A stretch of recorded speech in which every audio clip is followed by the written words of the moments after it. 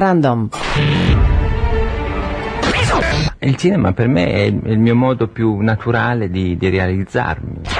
I'm much more comfortable criticizing people behind their backs. Al otro, a Borges, es a quien le ocurren las cosas. Random, una selección cultural, por Bernardo Borkenstein.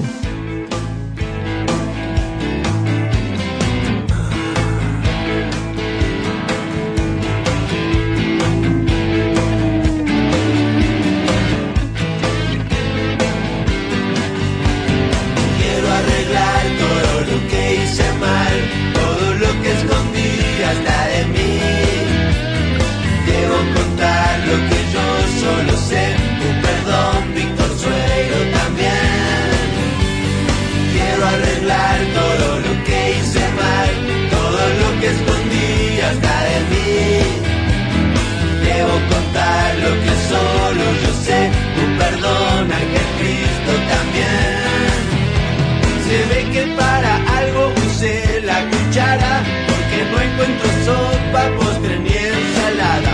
Hay botellas vacías de marcas extrañas. Las debo haber tomado, qué resaca. No pienso estar en el ultramar.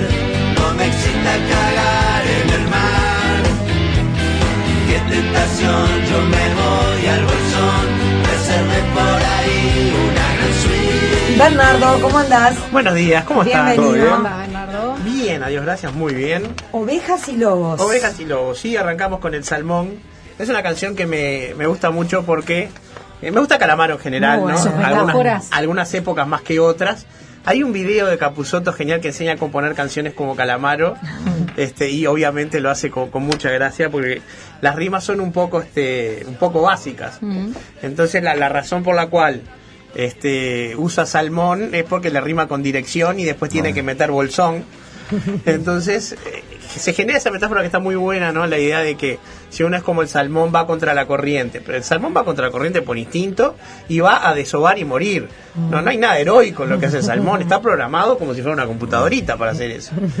Entonces, como la semana pasada habíamos estado hablando un poco de un tema para tratar hoy, el tema de la masa y cómo la gente sigue como oveja ciertas cosas, siempre parece, ¿no?, que la idea del salmón fuera lo distinto, pero en realidad lo que siguen tanto ovejas como salmones son programaciones diferentes. Instintivas. Son esclavas de ese set de instrucciones que vienen en los genes y no pueden cambiarlo. Las personas sí podemos cambiarlo. En este caso yo recomiendo muchísimo un libro precioso de Hermann Hesse que se llama El lobo estepario. ¿Sí? Que Hermann Hesse tiene una serie de novelas iniciáticas donde cada una de ellas la remite a un maestro. El lobo estepario está remitido a Nietzsche, después está Siddhartha, obviamente a Buda, y así las otras, que algún día le dedicaremos a Hesse un random porque vale la pena. Pero bueno, el tema hoy era justamente tratar de ver, según algún pensador interesante, por qué estamos en ese momento en el cual nos metemos en una masa y la masa se mueve sola hacia algún lado y parece que nos arrastra y no podemos hacer nada. ¿Cuánto pensamos? ¿Cuánto discernimos? ¿Cuánto tomamos decisión o simplemente vamos? Exacto, y la verdad es que pensamos poco. Mucha gente se ve arrastrada como si estuvieras en el medio del mar por una ola fuerte y genera una especie de lo que se llama una preferencia adaptativa. O sea, como no puedo evitar que me arrastre, decido que yo quiero ser arrastrado y que quiero moverme en esa dirección. Entonces es mucho más fácil decir, sí, yo voy para allá, que sentir que me están llevando contra mi voluntad. A los efectos de mi ego, de mi autoestima, es mejor. Como un disciplinamiento. Y como una resignación. Es como el chiste horrible ese de que si no podés evitar la violación, relájate y goza, ¿no? O sea, es una barbaridad, pero de alguna forma se plantea ese mecanismo. No puedo evitar una fuerza mayor, entonces me convenzo que eso es lo que quiero. ¿Y cuál es el problema? Yo voy a traer hoy a dos pensadores que a mí me fascinan, que son Ortega y Gasset y José Ingenieros.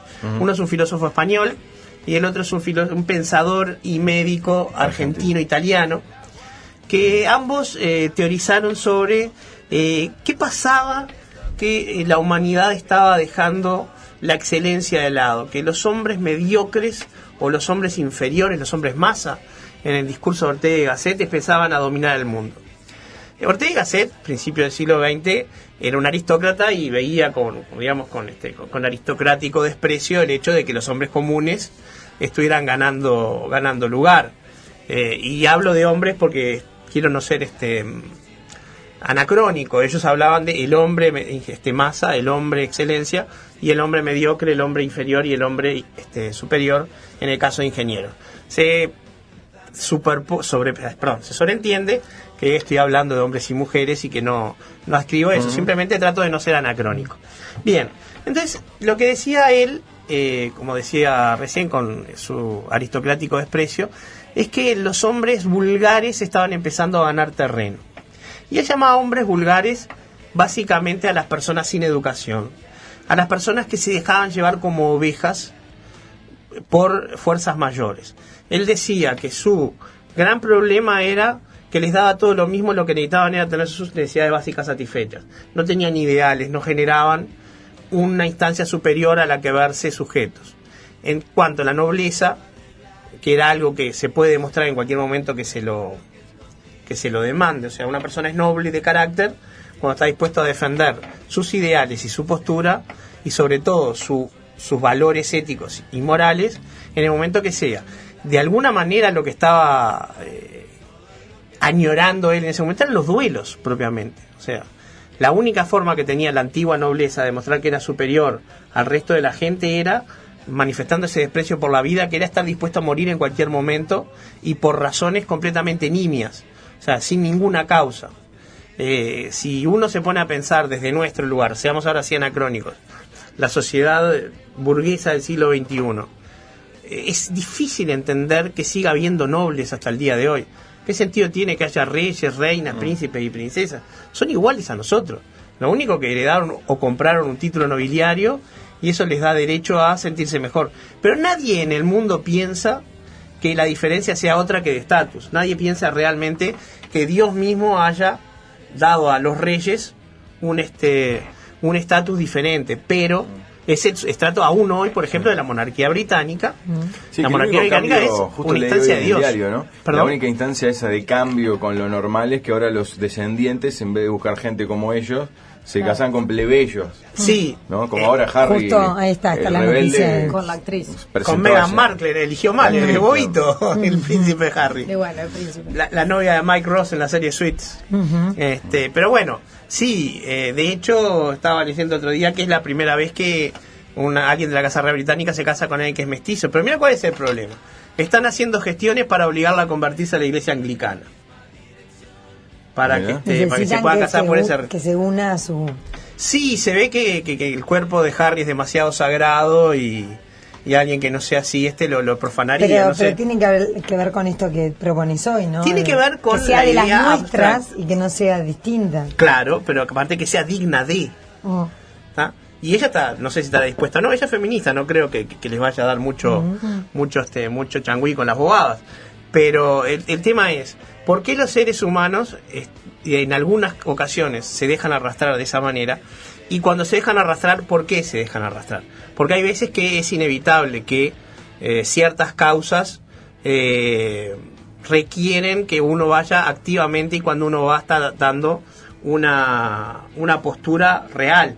No voy a decir que lo que pasó, que se conmemoró ayer, si no me equivoco, lo del 1983, el acto del obelisco, que eso fue otra cosa que una manifestación de voluntades.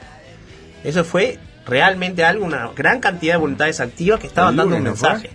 Fue el lunes que era. Fue el lunes, sí, fue esta semana, sí. El 27, ¿verdad? Sí, fue el 27. Lo que hice, me olvidé que día era hoy. Pero es muy distinto eso, por ejemplo, a lo que pasó la semana pasada o esta misma semana con los piquetes autoconvocados por los niñitos estos que desaparecieron. Vieron que esta semana hubo una noticia de una mujer que dejó a la hija en una sala de espera y al final secuestro. Un falso secuestro, pero instantáneamente empezaron a ver en el barrio piquetes con quemadura de llantas. ¿Qué es eso? ¿Qué es esa forma de saltar rápidamente? No sabemos por qué, no se verificó. Un pobre hombre que era un médico que además de la clínica que había ido a denunciar eso fue agredido. Y sin ningún tipo de pruebas, sin ningún conocimiento de lo que está pasando, las muchedumbres saltan y reaccionan ante ciertos estímulos. Y de eso era de lo que habíamos estado hablando, que por qué la gente está dispuesta a creer cualquier cosa. Acá me voy a venir un poquito más acá, voy a dejar a Ingenieros y a Ortega Gasset, y voy a hablar de un argentino moderno que me gusta mucho lo que hace, y que si no me equivoco lo entrevistaron ustedes, que es Darío Strandheimer. Sí. Que él, cuando estaba hablando un poco del tema de la posverdad, hablaba de que la sociedad actual tiene ciertas características que la llevan a caer en la legitimación por esta posverdad. Vamos a entender qué es la posverdad. La posverdad, ya lo hemos hablado una vez, es creer una cierta cosa, pero por razones que no tienen nada que ver con la evidencia. Yo la creo por razones afectivas e irracionales. Arrastrado por las emociones, Arrastrado por por encima las de las emociones, razones. Y muchas veces en contra de la Y evidencia. muchas veces que... O sea, lo creo porque me sirve. Darío Strandheimer dice, ¿por qué la gente puede llegar a creer estas cosas que son contraintuitivas? Dice, bueno, le sirve, palabras literales de él, porque le garpa, porque en algún lugar le paga, le rinde, si no monetariamente, en algún valor diferente, creer algo que si lo pones a pensar racionalmente no es creíble. ¿Sí? Un ejemplo muy claro donde se da esto es en el debate de Medio Oriente. Prácticamente el 100% de las cosas que ves en las redes sobre Medio Oriente son posverdades, para uno y para otro lado. No aguantan el más mínimo análisis racional. Son cosas que la gente se indigna, el apartheid o el terrorismo, lo que sea, y no tiene idea de lo que está pasando. Simplemente está dispuesta a reaccionar inmediatamente. Y Darío Strandheimer dice que estamos súper exaltados, ¿no? Como que estamos ya moderando en un lugar muy alto que permite ese salto, ya es el todo o la nada. Estoy en un embotellamiento, me arruinó el día. No es que voy a llegar 15 minutos a mi próxima cita o a mi próximo trabajo. Me arruinó el día. Todo es extremo. Tremebundo. No, más que fatalista es tremebundo. Todo es todo la nada. Exagerado. Sí. Estamos viviendo todo el día en todo y la nada. Y todo tiene que manifestarse con esa pasión y con esa misma tremebundez. Entonces, ¿qué pasa? Todo es de vida o muerte. Entonces, hay una pequeña denuncia, salimos a quemar cubiertas. Si es la verdad y la mentira, no importa. Lo importante es actuar ese enojo y sentirme parte de una masa que está haciendo lo justo, lo correcto. Lo voy a aterrizar un poquito más en algo que es un poquito más banal. En este momento, el Club Peñarol de Fútbol está en elecciones, ¿tá? Y acaba de salir campeón del torneo Clausura, ¿tá? Los 2 minutos de que había pasado eso, todas las redes se inundaron, de hinchas de Peñarol, de hinchas de Nacional, tirándose a unos a otros con cosas que no tenían que ver. Pero hay un punto a mí que me llama mucho la atención, que es el tema famoso de los 50 campeonatos de Peñarol, ¿sí? Esa es una posverdad interesante. La copa que ganó Peñarol tiene 43 chapas de campeonato, 43, y el CURC no ganó 7 campeonatos, o sea que si sumas 43 más 7 no da 50. Y si vos sumas todos esos campeonatos más los que ganaron los otros clubes, dan más que los que se jugaron. Pero hoy en día está todo lleno de campeonatos. Vamos por el 51, vamos por el 6. Y por el otro lado, por el lado nacional, también está el tema de si Peñarol es o no la continuación del CURC. Y ese punto se toma de uno y de otro lado por cosas que no tienen nada que ver con la realidad. Se toma por cosas que a mí me sirven. A mí me sirve de pasiones. De pasiones y de prejuicios, sobre todo. Uh-huh. Porque si viene alguien, supongamos que decimos, vamos a determinar qué pasó con esto definitivamente. Vamos a nombrar un jurado arbitral designado por todos, con gente neutra, con gente de Peñarol, con gente nacional, y lo que falle va a ser la verdad. El que pierda esa instancia no lo va a creer, porque no hay evidencia posible que pueda convencer a alguien que está actuando bajo los efectos de la posverdad. Y eso es algo que la única manera que hay de desactivarlo es empezar a pensar y empezar a tener valores. Y acá quiero volver ahora sí a José Ingenieros. José Ingenieros hablaba de, como les decía hoy, del hombre inferior, el hombre mediocre y lo que él llamaba el hombre idealista. Para él el hombre inferior son todas estas lacras de las que estuvimos hablando hoy, los delincuentes, no un tipo que roba por necesidad, vamos a entendernos, ¿no? Los que están en las noticias de estos días, los violadores, los abusadores, los que no son capaces de funcionar dentro de la sociedad por defectos propios, no por circunstancias extremas. Y el hombre mediocre es el hombre que entiende las reglas de la sociedad, funciona dentro de ella, pero es incapaz de ir más allá de eso. Entonces, por ejemplo, cuando se presenta un conflicto entre la justicia y la legalidad, como muchas veces ocurre, el hombre mediocre va a ir siempre por la legalidad aunque sea injusto. Ni siquiera se va a cuestionar que eso deba hacerse. Entonces, te voy a decir en algo donde no involucre un delito. Imagínate que tú tenés empleados y uno de tus empleados necesita un día de licencia por una razón familiar grave. No le quedan días de licencia. Entonces decís, no, mira, no te corresponde la licencia, tenés que venir a trabajar. Eso es legal, pero no es justo, porque las circunstancias son extraordinarias, esa persona necesita. Un hombre mediocre le diría, no, venía a trabajar, listo. Un hombre idealista, sabiendo que la justicia, que es un ideal, va por delante de la legalidad, sobre todo cuando no están contrapuestas, le daría ese día de licencia y permitiría que eso se resolviera. Pero entonces, ¿qué pasa? Los hombres idealistas hoy en día están siendo despreciados. Hoy en día las personas que trabajan con la cabeza, tratando de pensar un mundo mejor y en función de valores, son pasados por arriba, por ejemplo, por políticos con agendas particulares. Hoy en día todo lo que es el lugar de los ideales y de las ideas está copado por agendas políticas. Agendas que podrán ser buenas, malas o peores, pero que son los que tomaron el lugar de los intelectuales. Hoy en día hay enteras cátedras y universidades que están gastando millones de dólares, por ejemplo, en temas como los estudios de género. Y los estudios de género son gente que estudia eso, muchas veces porque no, esto es un prejuicio mío, pues no les da para hacer otra cosa, pero muchas veces porque sí son, por ejemplo, feministas convencidas, reales, que quieren estudiar el tema, pero que quedan pasadas por arriba por políticos que cooptaron la causa. La izquierda cooptó tanto la agenda de derechos como el feminismo, como por ejemplo el antisionismo, y hoy en día mezcla unas cosas con otras, y ya no sabemos. Y esa es la diferencia entre estar dentro de situaciones de elección irracional, porque es muy difícil entender cómo vos podés ser, por ejemplo, feminista, pro-gay y pro-palestino, siendo que jamás es una organización que mata homosexuales, cuando en realidad vos lo que sos es un partido de izquierda. Entonces, te voy a dar un ejemplo claro, que esto lo van a ver. Alguien tuvo la genial idea en una marcha a la bandera, al color de la bandera de la inclusión, agregarle una franja marrón y una franja negra para que no se sintieran excluidos los homosexuales negros o los afrodescendientes, como se dicen en un lenguaje políticamente correcto. Entonces, a lo cual los homosexuales de color dijeron, ¿cómo que no estábamos incluidos? La bandera del arcoíris eran todos los colores, estaban incluidos todos los colores, incluyendo nosotros. Pero ¿qué pasó? Esa gente que tuvo la brillante idea no eran activistas, eran políticos que habían cooptado la causa, incapaces de racionalizar, y creyeron que tenían que hacer explícito lo metafórico, y rompieron la metáfora. Lo mismo que estaba pasando con la sigla LGTBIX, que ahora le pusieron un más y dijeron, los que vengan después que sigan. Pero ya estaban en una sigla de 5 letras, era impronunciable, además eran todas consonantes.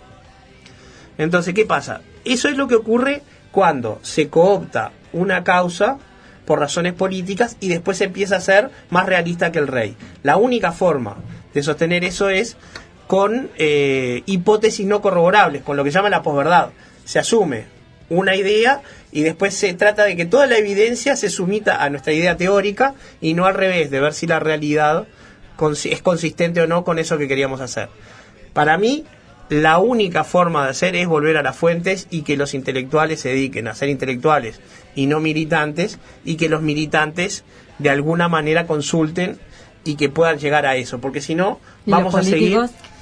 Y los políticos lo hacen de alguna manera. Lo que pasa es que estamos en un momento en que los políticos que suelen consultar, nuestros políticos suelen consultar solamente intelectuales del tipo ingeniero, economista y contador. Igual, más allá de políticos intelectuales, que cada ser pueda discernir. Según la situación. Y sin la duda que se puede ser ambas cosas, por supuesto, pero no a la vez. No puede ser, a mi modo de operar, militante e intelectual. Uno va en contra de la otra. El intelectual tiene que ser objetivo y tiene que ser verídico, y el militante tiene que ser guerrero. Por ejemplo, como sea la agenda de derechos no puede ir para atrás, pero no puedes torcer las verdades intelectuales para fundamentar. Así que, si les parece, vamos a la tanda. Y al regreso venimos con la cena. ¿Cómo no? Al mediodía la gente corre. Algunos por su tupper, otros por su menú ejecutivo, mientras nosotros... ¿Quién te dice? ¿Adicto a las series? NS Now es para vos. Este espacio lo presenta Nuevo Siglo.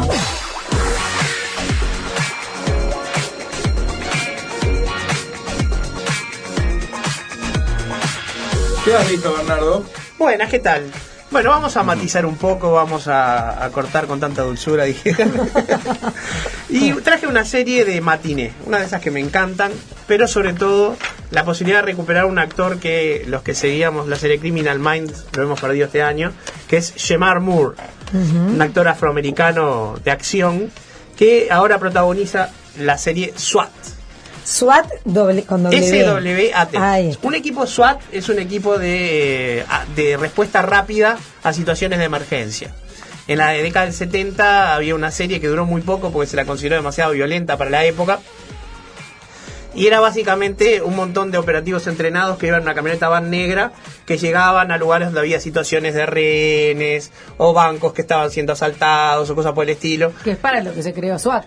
Que es para lo que se creó equipo, SWAT, exactamente. Claro. Entonces tienen francotiradores y oficiales de... Las películas son los que se tiran todos de negro con las cuerdas. Exacto, esos son los de invasión, digamos, los que entran al local. Y después están los francotiradores, que son los que tiran a 358 kilómetros y le pegan a la vela, a la llama de una vela y la apagan. Le pegan entre ceja y ceja. Exacto.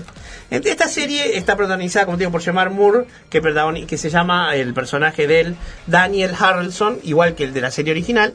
Y es una de esas series en blanco y negro. Los buenos son buenos, buenísimos.